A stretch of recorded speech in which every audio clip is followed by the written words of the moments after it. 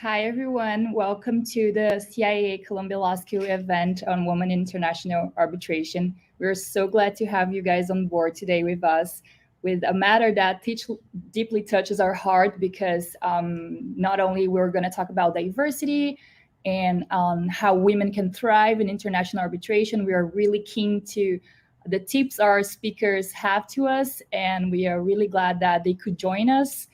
On behalf of the CIAA, the Columbia International Arbitration Association, and the Arbitration Channel, we would like to thank everyone, and we hope you guys enjoy what our speakers have to share with us because we're surely very excited to hear what they have to say. My name is Elora, and alongside with Andrea, both board members of CIAA, we'll be moderating this panel with this amazing, brilliant women that Andrea will so nicely introduce now. Thank you. So let's start with the first person on the screen that we see, Floriane. Floriane is a counsel for the International Dispute Resolution Group at Debevoise, New York, and she advises and represents multinational corporations and sovereign states in a variety of jurisdictions and fora on issues of civil and common law, public international law, treaty, and contract interpretation. She has been nominated for 5 consecutive years as a future leader in arbitrations by Who's Legal, in addition focused on a selection of outstanding attorneys aged 45 or under, and was recognized in the most highly regarded section of the Futures Leader list. Preeti is a partner at White & Case, specializing in international commercial arbitration and investment treaty arbitration, also based in New York. She has represented both states and investors and has served as counsel in arbitrations conducted under most major international arbitration rules. Her experience includes a wide range of disputes in energy, natural resources, financial technology, pharmaceuticals, infrastructure, and telecommunications sectors. She advises on a wide range of matters, including commercial disputes arising from M&As and shareholders' agreements, as well as disputes involving state contracts and issues of public international law. And finally, but most definitely not least, we have Jennifer Lim, who is counsel for the arbitration and trade team at Sidley Austin. She's currently based in Singapore, so thank you for calling in despite the time difference. And she has represented clients in investor state and commercial arbitrations. She's also an ex-Columbia LL.M, the youngest of the 3 here, and she has broad experience advising on general transnational litigation matters, including arbitration-related court proceedings and complex cross-border disputes. Since 2009, she has been recognized as a future leader in international arbitration by Who's Legal, a publication focused on a selection of outstanding lawyers aged 45 or under. Jennifer has also been listed by Legal Media Group's Expert Guides 2021 is one of the rising stars in commercial arbitration. So now, without further ado, we'd like to welcome the 3 speakers for spending their time with us here today, and we'll start the discussion on women in arbitration. Awesome. We separated a few questions priorly and also received a few questions from our students, but we also welcome you and encourage everyone who's watching us to type on the comments on YouTube. And in the end of this event, we'll have a Q&A session, and then we'll read some of your questions. The first question that goes, I think, for all of the speakers is to share about your own background and how you landed in this field of international arbitration. Maybe we can start with Jennifer, since she's joining us from such a faraway place. Jennifer? Thank you.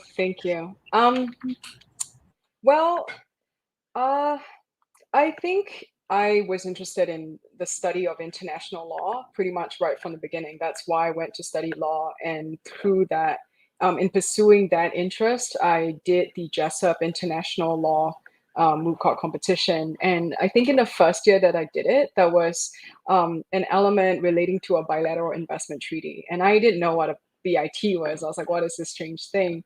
And I realized that people actually had practice groups based around, arbitration, international arbitration, including investor state arbitration. And pretty much that's how I stumbled into this world of arbitration, where I felt like I could pursue my interest in public international law and still kind of practice in the private sector. Oh, this is refreshing because before coming to Columbia Law School, I have never, I'm a Brazilian lawyer, so I have never studied BIT. So as well, so it's nice to know that not everything is lost. Preeti? Hi, thank you, first of all, Elora and Andrea and CIAA for inviting me. It's a pleasure to be here with Jennifer and Floriane. Like Jennifer, I did the Jessup Moot in my as part of my undergraduate studies in the UK. I started my career in Singapore. I worked with a regional firm called Raja and Tan, started as a commercial litigator, but it was kind of at a time when arbitration was really taking off in Singapore, and very soon got immersed in international arbitration work, loved it. I did take a kind of 1 year hiatus from private practice and moved in-house. I was at Shell for a year, completely different world, but very, very good experience. And then I decided to do my LL.M. I came to New York, I did my LL.M. at Columbia, and I joined White & Case in the International Arbitration Group right after that. I think I've been here now, I don't know, 8-9 years maybe. Yeah, that's, and it's been pretty much international arbitration from, I guess, my second year of my career onwards, with the exception of that 1 year where I was in-house. Floriane? Hi, everyone. I just echo what Preeti and Jennifer said. Really thank you to both of you for moderating this panel. I'm very happy to be here today. Wish we could do this in person, hopefully next year. So the way I came to work in international arbitration is actually a bit different from Preeti and Jennifer. I actually started my legal career working in-house at the French oil and gas company Total.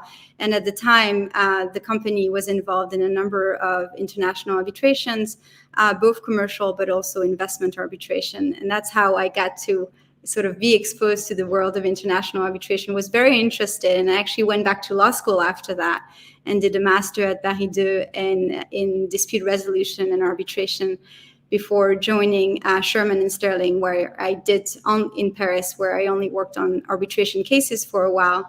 And then I decided to do an LL.M. So I went to UPenn for 1 year and joined Debevoise in 2007. So I've been there for many years now. I had an interruption of service for 2 years. I did a clerkship at the Federal District Court of Boston, which was also a very interesting experience, not arbitration related, but I also felt that the skills that I was building as a law clerk were actually very similar to the skills that would be necessary to serve as an arbitrator. And I rejoined Debevoise, I think it was in 2012. And since then, I've been only doing really exclusively international arbitration, both a mix of commercial and investment, as well as public international law matters, as you indicated during the kind introduction. So yeah, I look forward to discussing this more with all of you. Thank you. Well, thank you. That's really a range of prolific backgrounds that all three speakers have. And so maybe we just want to jump right into discussing the topic of women in the workplace and how the issue of gender inequality has evolved since you've started your career. I imagine, it's not always smooth sailing in general, and we just wanted to focus on the topic of women. So maybe Preeti, we'll start with you sharing about your own experience. Sure, I'm happy to kick it off, and then obviously would love to hear thoughts from Floriane and Jennifer as well. I think it has evolved in a number of ways. One is it matters a lot more than it did 10, 15 years ago. And we see that in really, I think, concrete ways. One is it matters to our clients.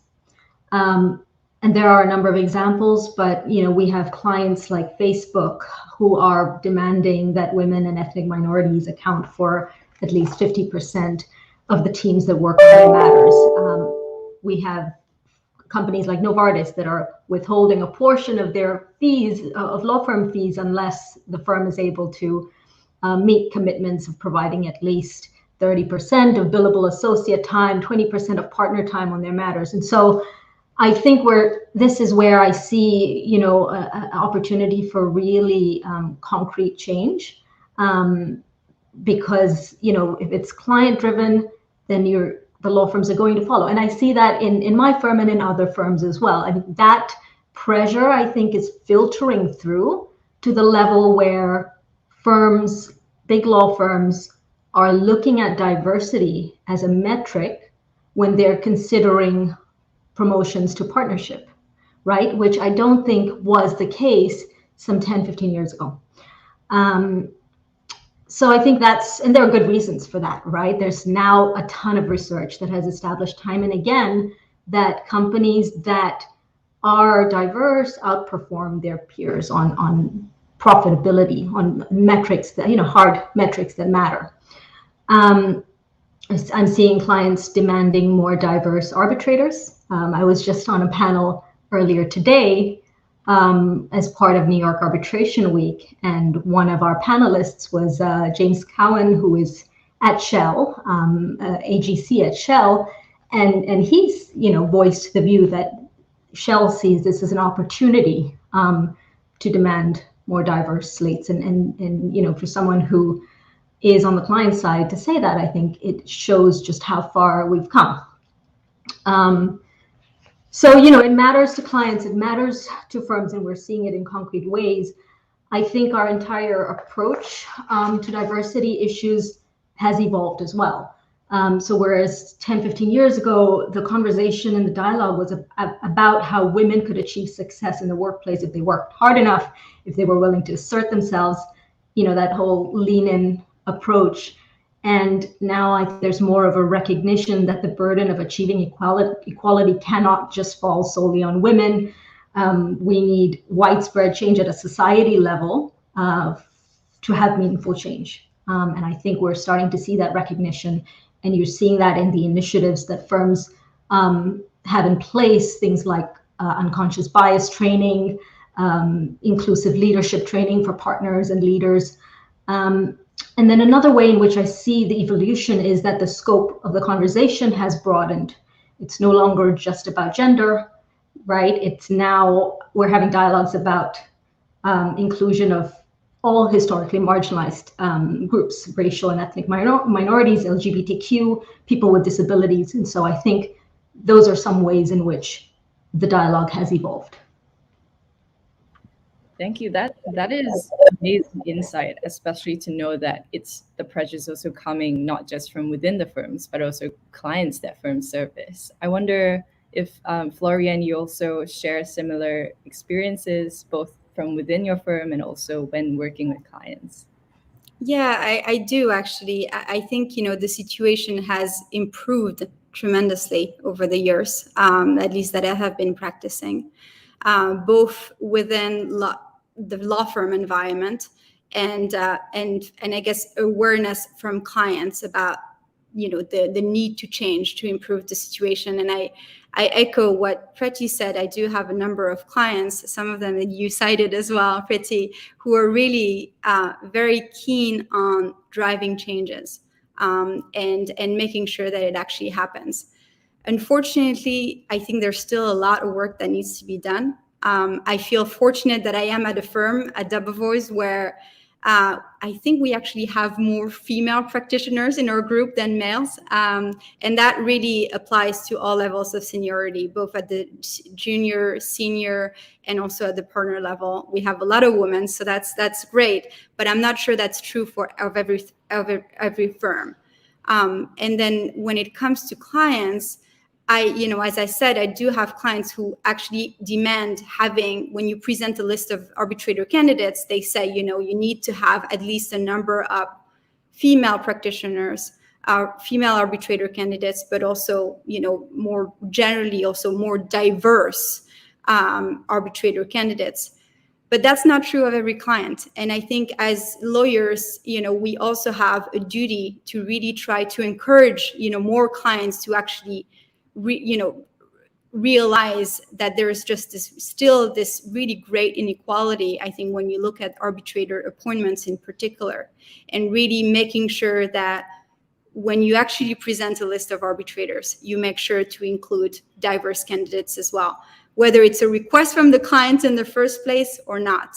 I think it's very important. I do think as lawyers, we really have a role to play, and I'm sure that we'll talk about it, later on in the webinar. But I also see that there has been a number of organizations that have been created as well in the past few years. ArbitralWomen obviously predated that time, but has been very keen on driving changes. I think the arbitration pledge has also, made a big difference. I was recently appointed to serve as a member of the USA committee for the pledge, which we're just launching at the end of this year. So I do think that all those initiatives, those movements are really driving change, but more can still be done. And we should all work on this together, not only to drive gender equality, but to Preeti's point as well, really broadening the scope and just making sure that we give equal representation, equal opportunity to diverse practitioners. Thank you. Thank you. Yeah, it's also really nice to hear that not just from the clients or law firms' perspective, but you also have people coming up to create institutions or initiatives to help not just younger arbitrators, but like females or minority. Yeah, I think that it's impossible to talk about women in international arbitration without talking about the initiatives. Floriane just said, ArbitralWomen, the pledge, women in arbitration. And that's actually one of the questions we have, but maybe Jennifer then can talk on that, also sharing her views on the questions that Andrea asked, but also how do you feel about the efforts taking the measures that are being taken? Because although we have evolved a lot, and no doubt that it was because of initiatives like that we are trying, but slowly, but maybe one day we will achieve equality. But what we've seen from the statistics is that this evolution is quite shy still. So maybe Jennifer can talk on that as well. Sure, thank you. I think it's quite hard to follow from Preeti and Floriane and what they've said, because I generally agree with everything they've said. And I personally feel extremely fortunate and privileged to have worked. I used to work at Debevoise with Floriane, so to have worked alongside, people I could learn from, people I could emulate like Floriane. And then moving on to Sidley, which is a firm where there are many women in the leadership positions. And that was one of the factors that really kind of got me to join them, because I saw that they weren't just talking the talk, but they're, the people in their leadership were diverse across a variety of different, metrics, including gender. But having worked in New York and then in Hong Kong and then now in Singapore, I do think there might be some regional differences in just how far, we have progressed in terms of gender equality. Certainly, especially in New York and I'm sure in DC as well. I think people are very aware that this is an issue, and they really want to fix it consciously, right? They're talking about it, they're bringing it to the forefront. In certain parts of Asia, so it's not just limited to places like Hong Kong or Singapore, but more broadly, more regionally, I think it is still pretty common to, have to want to, for example, appoint male arbitrators. I have heard comments of female arbitrators being excluded precisely because they were female, and or like panels at speaking events which are just exclusively male, because people just hadn't quite thought actively about trying to bring diversity to their panels. It's not as, I think it's a conversation that just isn't as just hasn't been said as much in Asia. I think that's changing, and I think that ArbitralWomen in particular has done a lot to organize events regionally and in different cities talking about this issue so that we get participation on a regional level as well, people engaging in these types of conversations. But I also agree that a lot more work needs to be done. I think when it comes to all these initiatives and developments, I personally find it pretty encouraging because, again, this all helps to bring visibility to the issue of gender equality and diversity more generally. Maybe one of the things I personally feel is that it's almost like being in those organizations, you got to be a little bit more careful about how you act and how you present, because now you're kind of not just acting on behalf of yourself, but you're acting as a representative of one of those organizations. So when there's any controversy relating to you and in connection with your work in that organization, or relating to that organization or initiative, it could, there's always a risk that could undermine the efforts and the progress that's been made by that organization. So it's definitely, generally a good thing to have all these initiatives, but you have to tread carefully. I think you are representing more than just yourself, but your gender or your ethnicity, your background. Yeah, that's very true. And you kind of mentioned that you think more needs to be done. We just wanted to ask, well, what do you think could be done? And maybe if you wanted to share a bit more about your personal experience, developing your career in what seems to be a traditionally male-dominated field, and what hurdles you might have faced getting to where you are today.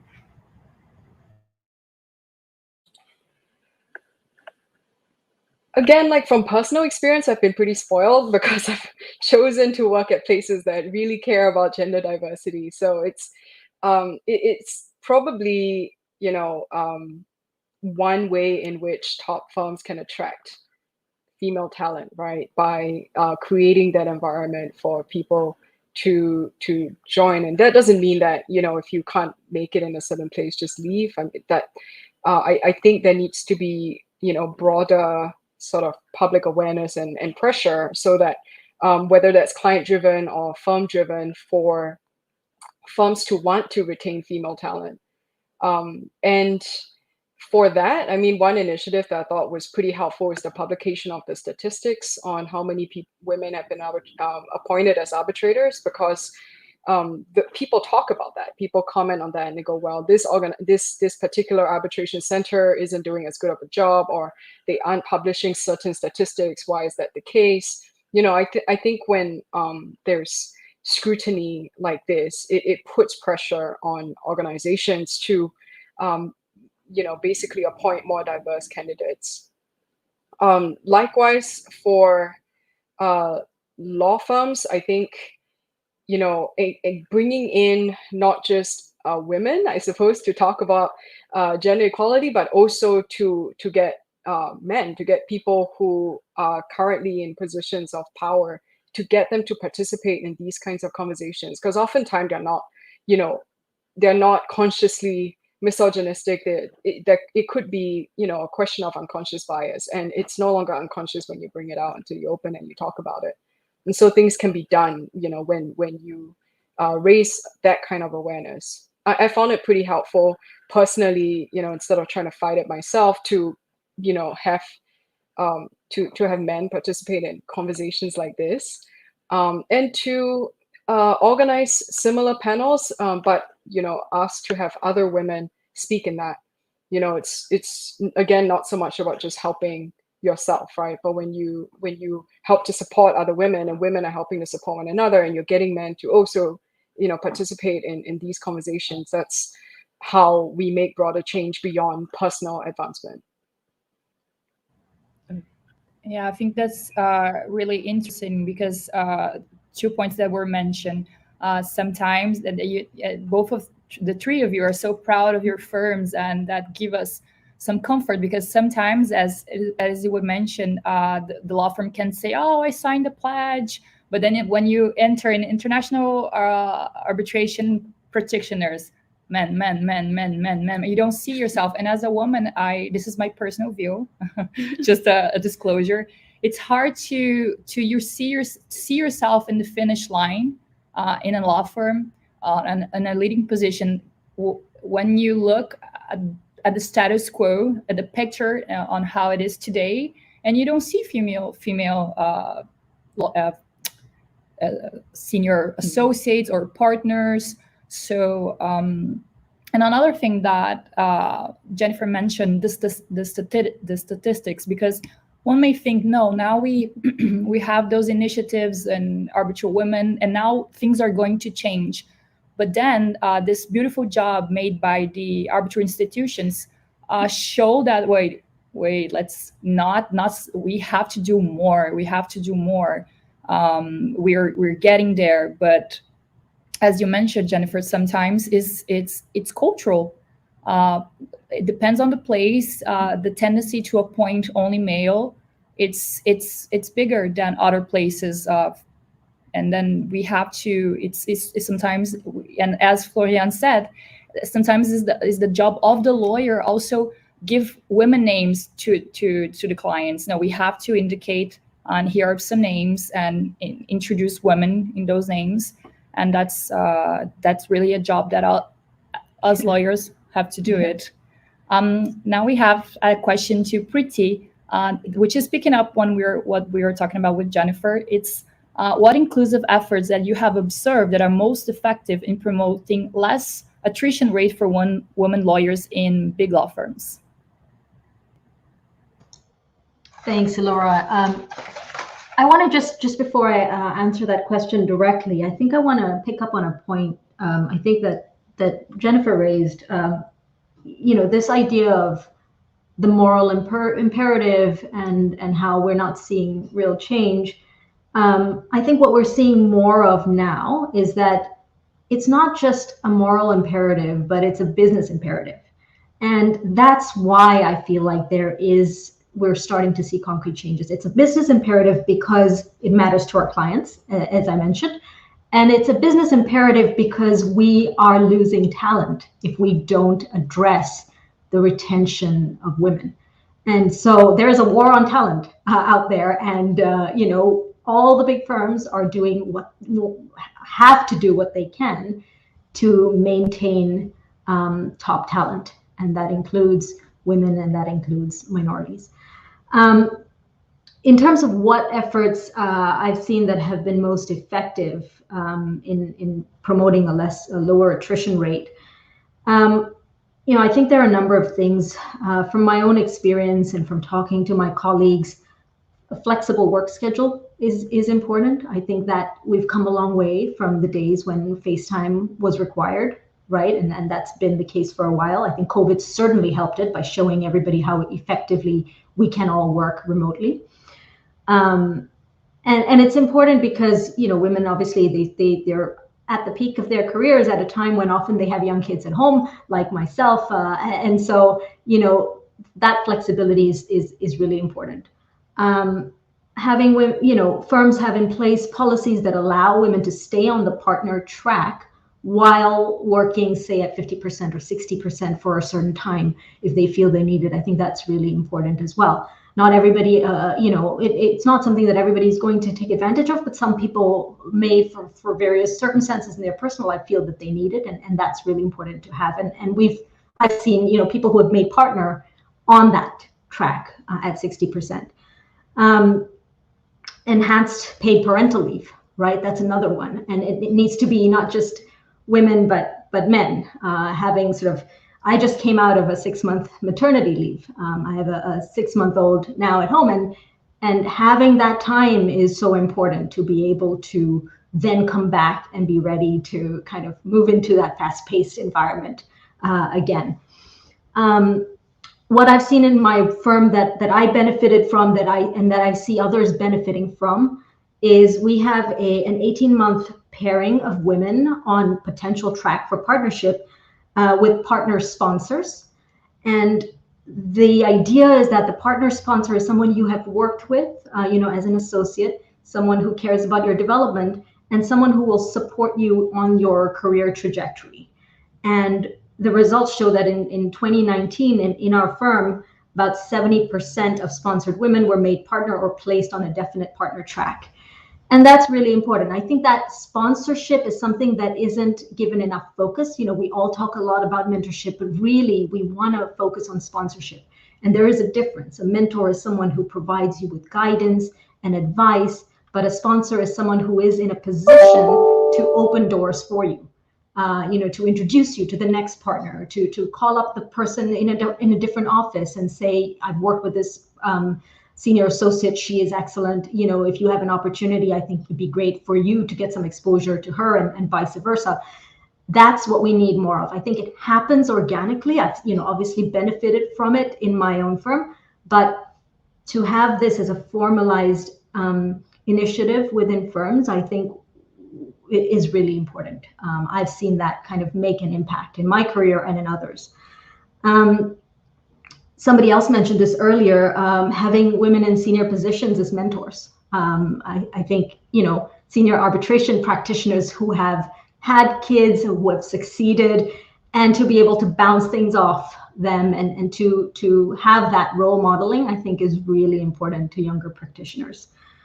And then, you know, some firms are now moving into actually setting targets, as I mentioned, of having a certain percentage of women and minorities in significant leadership positions, in their equity partnership, and I think that also is really important, and that's having. And then of course all of these efforts, they don't go anywhere if there's no tracking of data and there is no publication, at least within the firm, of data, so that firm leaders can, you know, there's accountability, and firm leaders can look at the data and see how much progress has been made, and there's some transparency around, are we just talking, or are we walking the talk? Oh my God, honestly, we were really impressed on your suggestions, because sometimes the discussion on diversity, gender equality is sometimes so theoretical that it's nice to see some practical ideas. I wonder if Floriane have some of, it can also be a theoretic, don't be afraid, but maybe some practical ideas as well, as Preeti has mentioned, or something that you see in Debevoise and you seem so proud of the firm, that something that works on the firm really well. Well, I think what works on the firm, at least at Debevoise, is very similar to what Preeti said. At least for me, as a mother of two as well, the flexibility in the work schedule was something that was very important, especially after coming back from maternity leave. I think we think of flexibility in the work schedule in two ways. One is, you know, after the pandemic, we can work from home and work from the office. That's one way. But also when you return from maternity leave, being able to return, you know, at 60% or 80%, as Preeti mentioned, I think is really important. Because you know, once you have a child, you don't know exactly, how much appetite you're going to have to, go back to the office and, and work full steam on those cases. It's very challenging. And I think being in an environment that offers you the flexibility to sort of take your time and decide if you want to come back and even at 40% and then ramp up if you feel, after you feel comfortable to 60 to 80 to 100%, I think is really important. And that's why I stayed at the firm really, after coming back, not only once, but twice from maternity leave. I should say congratulations, Preeti, on the birth of your little one, because it's true, it is challenging to be able to balance, being a mother and being a lawyer. So I do think that the flexibility of the work schedule is very important. And the other thing is, you talked about the sponsorship, Preeti. I really like the idea because I think, there's a lot that can be said about mentorship. There's a lot of programs out there about mentorship, but being able to actually have somebody who can not only be a mentor to you in terms of, listening where you are in your career, but also be able to open those doors that will make a difference in your career, I think is really important. So I think those two are really key. And I'm not sure that there's not a lot more that can be done in terms of words, but I think what really matters as well is actions of the firms, right? Because there's a bunch of programs, as I mentioned, mentorships and the like. But at the same time, we need to see what actually happens in practice, right? And so the fact that law firms are promoting more, diverse practitioners, whether it's female mothers, is really speaks volume. And I think it helps when you're a junior lawyer and you see that somebody who is a mother is being promoted. I think it also inspires, people, the younger generation, to also want to stay. So it's not only about, words, programs, but also about actions. And I think law firms need to do both to be able to retain those talents in the long term. That's very true, Floriane. And yeah, I think it's so important that law firms highlight this, because it helps to overcome issues like unconscious bias, that you think someone who is away on maternity leave might not be able to work as hard or do as good a job after coming back. And it's really inspiring to hear how so many senior females in this profession have successfully done it and still end up in successful positions in law firms. We just wanted to ask how you three think that young lawyers in this profession can find good female mentorship in the field of either international arbitration or just law in general. Maybe Jennifer, you want to kickstart this conversation? Sure. I think there are a number of mentoring programs organized by a variety of different, arbitral institutions or organizations. What comes to mind is Young ITA has a mentorship program. The Moot Alumni Association of the Vismoot also has a mentor-mentee program. And I think through participation in that kind of mentorship programs, you really get a chance to meet other people who are in the arbitration community. And I think you could probably specify that you want, some in particular female mentor, if that's what you would prefer. I think that, I personally think in terms of looking for mentors, you should look for a variety of different mentors, of course, to have female role models to emulate, but also to have male mentors, so that you also understand how they have developed their careers. And again, so that you could, have them on your side when it's your turn to come up for, for promotion or partnership. Preeti? So yeah, I think mentorship is so important, and Jennifer has rightly touched on a number of external sources. ArbitralWomen also has one. I don't know if that was mentioned, but Young ICA had one, and I've participated as a mentor in some of these programs. But I guess I would say, again, in most big law firms, you will have some kind of a mentorship program, formal mentorship program. There's informal mentoring as well, right? And I think my experience has been that the most valuable mentorship relationships are where it kind of happens organically. And it only can happen organically if you as a mentee reach out and you ask for guidance, you ask for feedback, or you reach out to a senior associate or a partner and say, could we have coffee? I'd love to just kind of bounce some things off you. And I think that's what you need to take the first step. And I'd be very surprised if you don't get anything, other than, of course, no matter how busy the person is. So don't feel like because this person is so senior and is so busy, you can't reach out. I think they always make time. So, I think that's something to bear in mind. And then don't neglect male mentorship, right?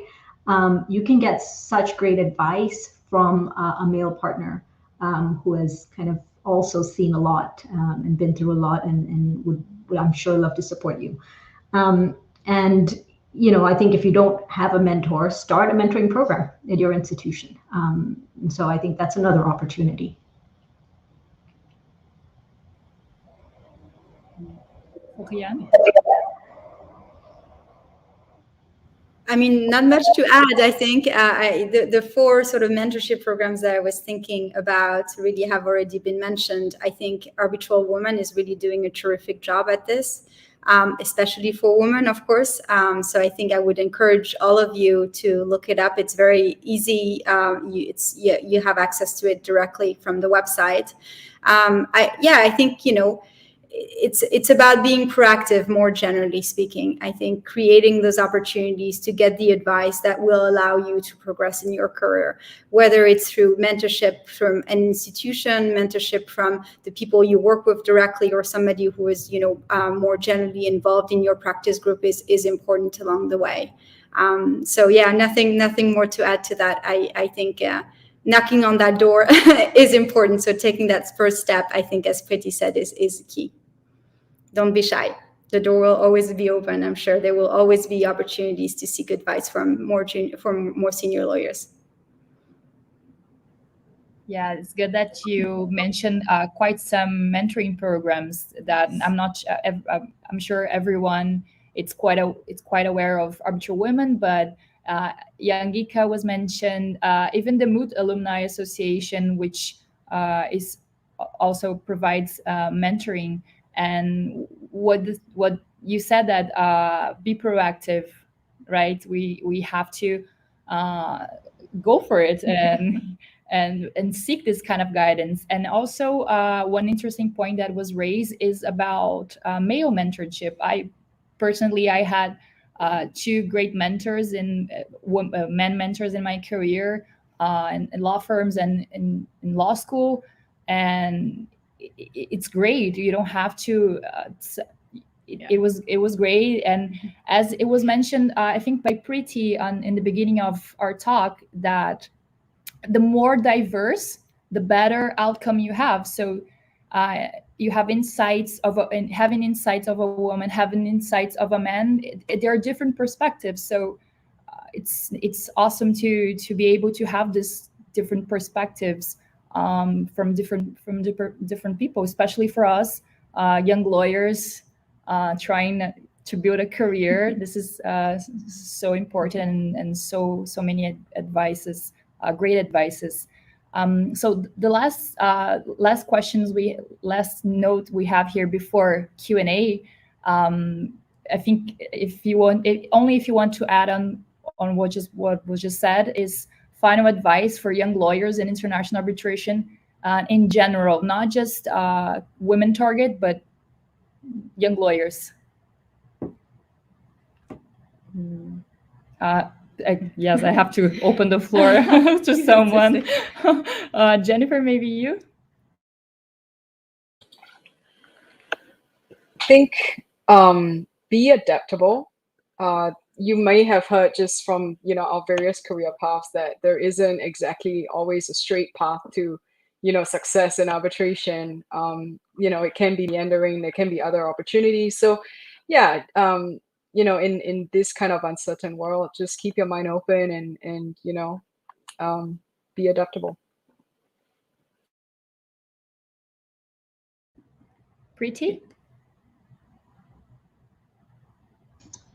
I think that a lot has already been said, but I guess I would say, don't forget the importance of just doing 100% on the immediate work that you have right in front of you, right? I mean, it's one thing to kind of think long term and be strategic about your career decisions, but ultimately you do good work, the next thing will follow. You keep doing good work and the next thing will follow. So just, I think, have that mindset of I want to be the best lawyer that I can be, and I'm going to learn as much as I can, and then ask for feedback and implement the feedback that you get. I think that is going to be generally safe, a safe approach for all young lawyers.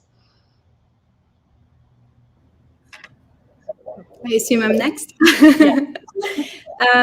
So I would say a couple of things. The first is, as I assume that a lot of people who are watching this webinar are LL.M students or otherwise looking for a job, I would say my first piece of advice would be perseverance. I personally received a lot of no's when I was applying for a job. I really did. And, it's a humbling experience. And you just have to persevere until you actually get what you want. So don't take no as an answer. Just continue and pursue your dream. That would be the first one. The second one is follow your passion. Do what, follow your heart, follow what you like to do in life, If you're interested in international arbitration, ask yourself, is it, why am I interested in that? What interests me in international arbitration? And if that's really what you want to do, then pursue this dream and do it with all your heart. And then the third thing I would say is it's just a job. So don't forget, that having a family and, being happy in your life will make you a good lawyer as well. And so I think it's just a matter of, I know that it's a job that can be all-consuming sometimes, but my husband always reminds me, it's just a job. Like, remember, you have to really make sure that, you got your priorities straight. Your job is very important, and you're going to do it well. You're going to do it with all your heart. But you have to also make sure that, you think of yourself and you think of your family. That's the advice I would give you. That last point is so important, because there's no point, killing yourself, burning out, and then saying, all right, I'm done because I'm totally burnt out at a young, at a relatively early stage. And that happens not just to women, but men, right? And that's a big reason why we see drop off at the 3rd year, 5th year, 7th year mark. And so I think it is, so important to make your career sustainable for yourself. And then, of course, the law firm has a huge role to play in that as well, and making sure that our work is sustainable on a firm level. Very nice. Thank you. This was really inspiring. Yeah, right? Because we can nice relate to we are LL.M, so we can obviously relate what Floriane just said, and it was such a really inspiring and motivational speech. It was really good. We have some final minutes. Maybe we can now open to Q&A. Do you want to? Yes. So we have some questions from the LL.M students, directed at, any of the speakers, whoever wants to jump on first. Our first question is what your opinion on blind appointments for arbitrators is, since we're on the topic of diversity representation. I don't know if anyone wants to just answer. So I'm happy to kick it off. I guess I'm not. My assumption or understanding is that by blind appointments, they mean appointing an arbitrator where the arbitrator doesn't know which party appointed them. And, from that perspective, I think there can be value in that it eliminates it takes a burden, I think, off the arbitrator, right? Because the arbitrator doesn't know who appointed them, doesn't need to kind of demonstrate to the other arbitrators that they're going to be completely impartial, because nobody knows who appointed who. And so I think there's huge value in that. I guess from a counsel's perspective,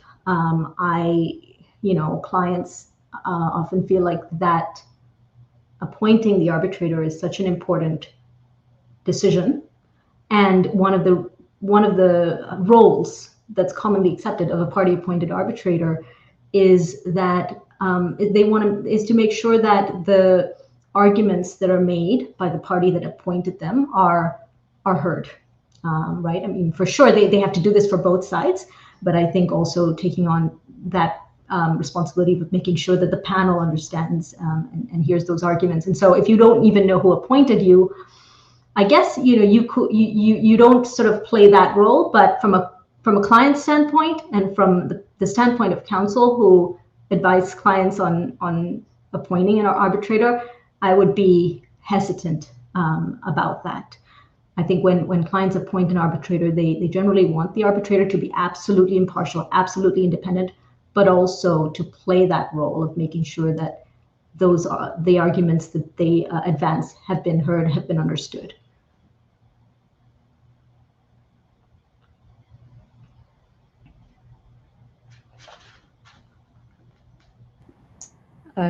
Yeah, if anyone has any other comments, I think that was a very good perspective Yeah. from Preeti. If not, we have another question from, I think this is a JD student.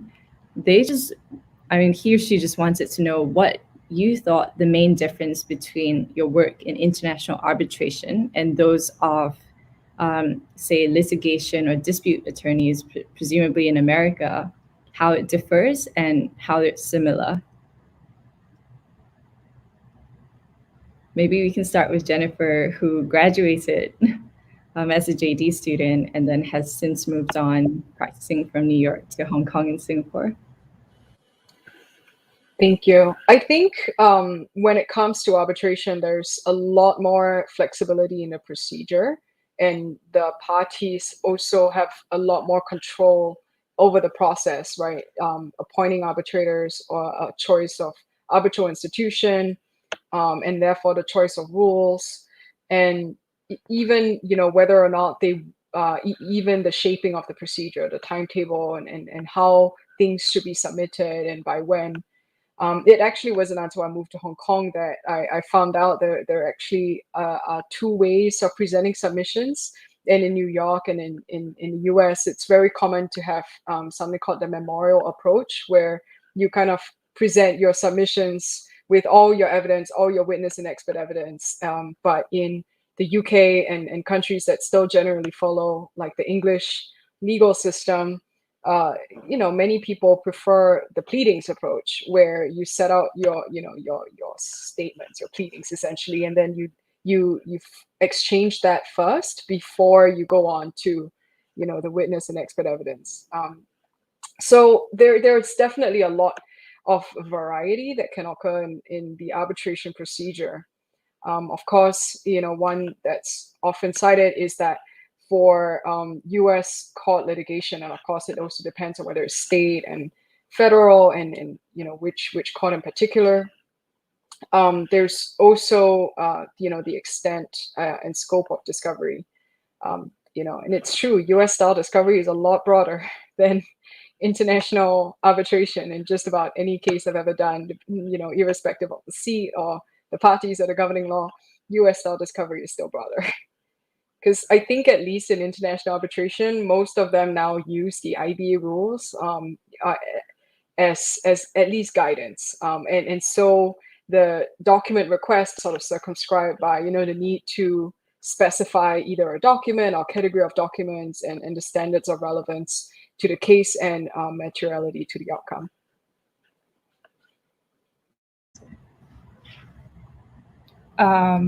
Yeah, okay. Unless Floriane, do you have anything to add? Yeah, just to jump in briefly, I think Jennifer was really spot on in terms of drawing the distinctions, the procedural distinctions between arbitration and litigation, and I think maybe I'm happy to maybe add a little bit on sort of the similarities and really drawing this from my experience as a law clerk, as I mentioned earlier. I think there's a lot of similarities in terms of the skills that are required to practice whether doing litigation or arbitration, because it requires what? It requires judgment, it requires analytical skills, it requires legal research, it requires drafting, and it requires advocacy. And I think whether you're doing one or the other, those are skills that you will learn through doing one or the other. And so I think perhaps that maybe another piece of advice that I would give as well to people who are watching us today is, don't necessarily be pigeonholed like too early in your career in wanting to do only international arbitration. I think to Jennifer's point earlier, which I think is really excellent one, is keep an open mind about the opportunities. And sometimes the firm that you're going to be joining only has a couple of arbitration cases and does other litigation matters as well. And don't think that just because you're not going to do exclusively international arbitration at the beginning, that's a bad thing. I actually think that there's a lot to learn by being exposed to sort of different subject matters early on, before you actually specialize as your career progresses, as you become more senior. And just knowing that, the skills that I mentioned, drafting, advocacy, essentially the same throughout. It doesn't really matter whether you do one or the other right at the beginning of your career. There's actually, I think, a lot of benefits to being exposed to a more sort of diverse subject matters early on. Thank you. Yeah, this was really interesting because one of the other questions from one IL was, how would you advise ILs hoping to build a career in international arbitration? And I think that you just covered and just say it all. It was a really nice input. Now we're reaching to the end. This was amazing. On behalf of the CIAA, we would like to thank you three so much for this so nice inputs and advice, and it was really an enriching experience. We also would like to thank again Arbitration Channel for promoting this event and helping us with the live streaming. Was really good. Andrea, if you want to give some final words. I think Elora has said it all, but thank you once again, the three of you, very esteemed females in the profession. You've given us a lot to think about, not just in terms of practice in international arbitration, but as young lawyers, LL.M students aspiring to, hopefully have a long legal career ahead of all of us as well. Thank you once again for your time. And thank you to everyone at CIAA, Columbia, and Arbitration Channel. So I guess we'll conclude this event. Thank you. Thank you for being excellent moderators. Thank you. Absolutely. Thank you both very much. And thank you to Preeti and Jennifer as well for the conversation. Pleasure. See you. Thank you. Bye, everyone.